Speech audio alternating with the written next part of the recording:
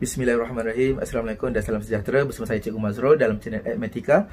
Okay, so pada kali ini Cikgu akan kongsikan tentang topik AMAT Form 4 iaitu logaritma ataupun logaritm. Okay, sebelum kita belajar topik log ataupun logaritm ni, yang kita kena kuasai dahulu adalah indeks. Alright, so kuasai indeks dulu, barulah kita akan tengok log lah.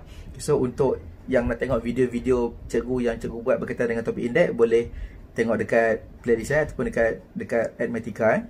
Okay, so kita tengok topik log. So untuk log ni dia ada log. Log ni adalah log, and then dia ada nombor kecil dekat sini. Ini adalah base ataupun asas, dan ini adalah nombor. Dan kalau sama dengan X, ini adalah dia punya kuasa dia. Ada setengah soalan dia tulis LG. Kalau LG bermaksud log base 10, right? Base 10. Okay, so first kita tengok dulu apakah dia punya hukum yang ada dalam topik log ni lah. Okay, kita mulakan dengan yang pertama, log kosong. Okey, apakah nilai log kosong? Dalam soalan, kalau log dekat sini base, dia tak letak nombor, dia letak unknown, kita boleh try pakai calculator lah. So kita try je, log kosong akan dapat berapa? Dia akan dapat invalid. Okey, so maksudnya log 10 ni adalah tiada nilai ataupun tak tertakrif ataupun invalid. Okey, yang kedua, log base A tapi bagi sebarang nombor negatif. Okey, so kita boleh try log untuk negatif 3, log untuk negatif 10, log untuk negatif 12. Kita akan dapat mat error ataupun invalid, bermaksud dia adalah tidak tertakrif. Yang ketiga, bagi sebarang base log 1. Okey, so ini invalid So log A1 dapat berapa? Log A1 akan dapat kosong. Tak kisah base berapa, kalau nombor dia adalah 1, dia akan dapat kosong. Okey, seterusnya yang keempat,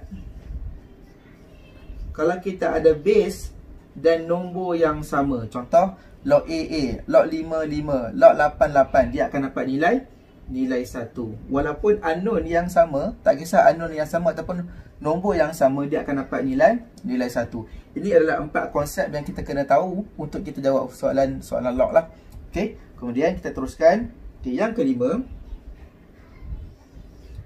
barulah kita masuk kepada hukum log. Okey, so kat sini kita ada log A M N. Okey, so dekat sini ada berapa base? Sini satu base, tapi kat sini nombor dia ada apa? Nombor dia adalah dia ada 2 dan operasi dia adalah darab. Okey, so kalau log base, nombor darabkan dengan nombor, kita boleh pecahkan jadi log AM tambah dengan log AN. Nampak Kalau log darab, kita pecah jadi tambah. Dekat sini adalah satu log saja. Ini kita bagi sebagai log tunggal ataupun log single. Operasi darab dia akan jadi log double, operasi tambah. Okey, so kalau darab jadi tambah. Yang keenam, kalau bagi dia akan jadi apa? Log A M bagi N, dia akan jadi, yes, dia akan jadi tolak lah. So log AM tolak dengan log AN. Okey, nampak So dekat sini yang cikgu nak highlightkan adalah, okey, untuk 5 dengan 6 ni, ini adalah kita panggil sebagai log single. Okay, maksudnya dia ada satu je huruf log kat sini, dia ada satu je tulisan log kat sini dan operasi dia adalah mesti darab ataupun bagi. Apa Log single, darab atau bagi. Kalau dia pecahkan, dia akan jadi log double. Kalau dia ada 3 darab, dia akan jadi 3 lah. So log single akan jadi log double, dan kat sini operasi dia apa? Ini adalah operasi dia, mestilah tambah ataupun tolak. Log double, operasi dia adalah tambah ataupun tolak. Okey, kenapa cikgu highlightkan dekat sini? Sebab ini adalah dekat sini pelajar sering buat mistake. Okey, kenapa dia buat mistake? Okay, kita tengok kat sini Okey, so kat sini cikgu highlightkan log A M tambah N, ataupun kita ada log A M tolak N. Okey, so ini adalah log single, betul tak? Ini adalah log single tambah log single tolak. Biasanya antara mistake yang selalu pelajar buat adalah dia kembangkan macam biasa. Dia akan jadi log AM tambah dengan log AN. So kalau tolak pun dia kembangkan macam biasa. Log AM tolak log AN. Okey, ini adalah common mistake yang sering dilakukan. Okay, log ni dia tak boleh kembangkan macam biasa, macam algebra biasa. Okey, that's why dia ada hukum dia. Okey, so that's why kita kena follow hukum dia, right? So kalau kat sini log single tambah, log double pun tambah, tak boleh. So log single dia mesti darab, log single dia mesti bahagi, baru kita ada hukum dia. Kalau macam ni sebenarnya adalah tiada hukum. So kat sini cikgu buat tidak sama. Okey, maksudnya kalau log single tambah tolak, dia tiada hukum ataupun no law. Boleh faham? Okey, so kita dah ada 1, 2, 3, 4, 5, 6. And then kita tengok pula yang ketujuh. Okey, so yang ketujuh, log sesuatu base dan kita ada nombor, dan kat nombor ni dia ada kuasa, iaitu kuasa n. Okey, so hukum log mengatakan bahawa kalau dia ada kuasa ni kita boleh pindah ataupun kita boleh bawa ke hadapan. So kat sini dia akan jadi sama dengan n tu kuasa kan, dia akan duduk depan, n log AM. Nampak Kalau ada nombor depan log, dia boleh patah balik jadi kuasa. Kalau ada kuasa, dia boleh ke depan. Okay, so dia reversible lah. Okay, so dia boleh patah balik. Okay, clear? Right, dan kat sini cikgu nak highlightkan satu mistake yang kita selalu buat bagi seorang pelajar. Okay, contoh macam ni. Katakan kat sini kita ada log A M N kuasa X. Nampak? X ni boleh tak kalau kita pindahkan ke hadapan? Jawapannya adalah tak boleh. Kenapa tak boleh? Sebab X ni hanya kuasa untuk N.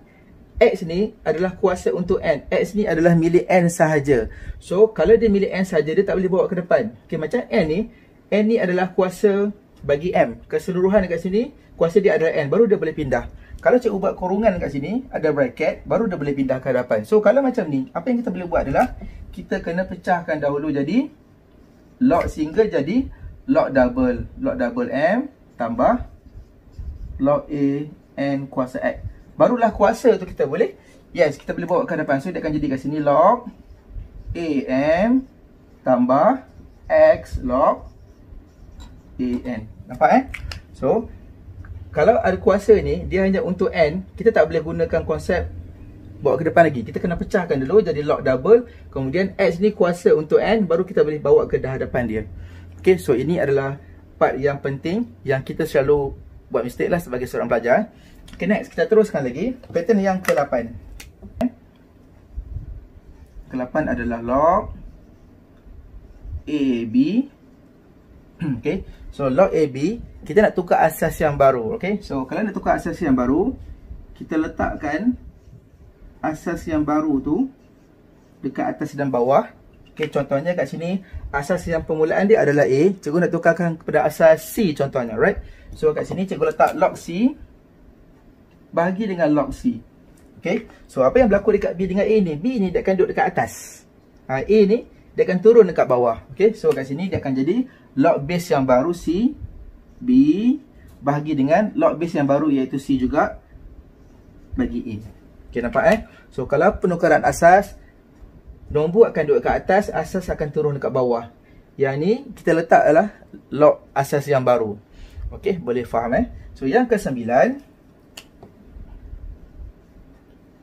Yang ke-9 ni adalah adaptasi daripada hukum yang ke-8 ni. Contoh, kita ada log yang sama, log AB. Okey, untuk hukum yang ke-8 ni kita nak tukarkan kepada base yang baru iaitu base C. So, untuk yang ke-9 ni, base asal dia adalah A, nombor dia adalah B. Macam mana kalau kita nak tukar kepada asas yang baru tapi asas B? Alright, so kalau nak tukarkan kepada asas B, dia akan jadi 1 per log B. Nampak tak? Okay, dia senang je, simple je, okay? So, kalau kita nak tukarkan kepada asas B, dia akan jadi 1 per. Ini cikgu panggil sebagai log terbalik. Log terbalik So, kalau nak terbalikkan asas dengan nombor dia, dia kena 1 per. Alright, kalau kat bawah, alright, so kalau kat bawah, dia nak terbalikkan asas, dia akan naik ke atas. Kalau kat atas, nak terbalikkan asas, dia turun bawah. Boleh? Faham? Clear? Okay, macam mana log terbalik ni boleh wujud? Sebenarnya, dia berasal daripada hukum yang ke-8 ni juga. Okay, contoh dia macam ni. So katakan log AB ni cikgu nak tukarkan kepada asas yang baru. So kita gunakan hukum yang ke-8. Cikgu tulis log bahagi dengan log. So apa base yang baru dia? Base yang baru dia adalah kita nak tukar kepada asas B. Okey. Macam tadi asas dia adalah asas A. Sekarang nak tukarkan kepada asas B. So kita letak dulu log asas B perkara dengan log asas B. Kemudian kat sini nombor ni dia akan duduk kat atas, betul tak? So nombor ni dia akan duduk dekat atas B. Dan base yang lama, base yang asal dia akan turun kat bawah. Okey, nampak tak? So apakah nilai log BB? Log BB adalah 1. That's why dia akan dapat 1 perkara dengan log BA. Log BA sama, okey? Alright, so ini adalah 9 hukum yang sering keluar dalam exam. So cikgu tambah lagi satu hukum yang terakhir adalah hukum yang ke-10. Okay. Hukum yang ke-10 adalah katakan kita ada satu nombor iaitu A contohnya, dan A ni dia ada kuasa. So hukum yang ke-10 ni dia adalah kombinasi antara indeks dengan log, right? So contoh katakan kita ada kat sini, ini adalah asas ataupun base, dan base ni dia ada kuasa dia. Contohnya kuasa dia adalah log.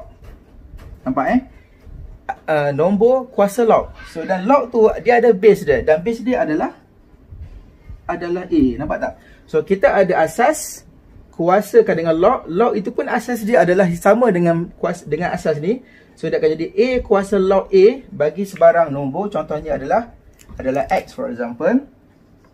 Okey, apa jawapan ni kat sini? So kalau A log A, jawapan dia adalah sama dengan X. Nampak? Macam kita boleh potong lah for example. Okay. So ini hukum dia. Okay. So contohnya kalau kita ada 5 log 5X, 5 log 5 boleh potong, dia akan tinggal X. Dia bukan potong lah, dia maksudnya kita boleh hapuskan dia kalau nak senang ingat. Okay. So kalau base untuk indeks sama dengan base untuk log, jawapan dia adalah sama dengan nombor dekat sini. So kalau kita ada 3 kuasa log 3 bagi 8, jawapan dia adalah 8. Okay. So ini adalah hukum yang pernah keluar dalam beberapa trial. Okay. Dan kalau kita ingat hukum ni, memang mudah saja terus dapat jawapan. Okay. So basically ini adalah 10 hukum ataupun konsep yang ada dalam topik log lah. Okay. So log ni adalah log AN sama dengan X. So macam mana kita nak tukarkan log ni kepada base, macam mana daripada base kita nak tukarkan kepada log, itu kita akan tengok dalam video seterusnya dalam topik pattern soalan log. Okay. So seperti mana indeks ada hukum dan pattern. So untuk log ni, untuk kita mudah nak kuasai adalah kita kena tahu hukum, and then kita kena tahu pattern soalan dia. Okay. Itu saja daripada cikgu untuk hari ini. So jika anda faham, anda boleh tolong like, tolong subscribe, tolong komen, dan tolong share kepada kawan-kawan. Okay. So itu saja daripada cikgu. Jumpa lagi. Assalamualaikum.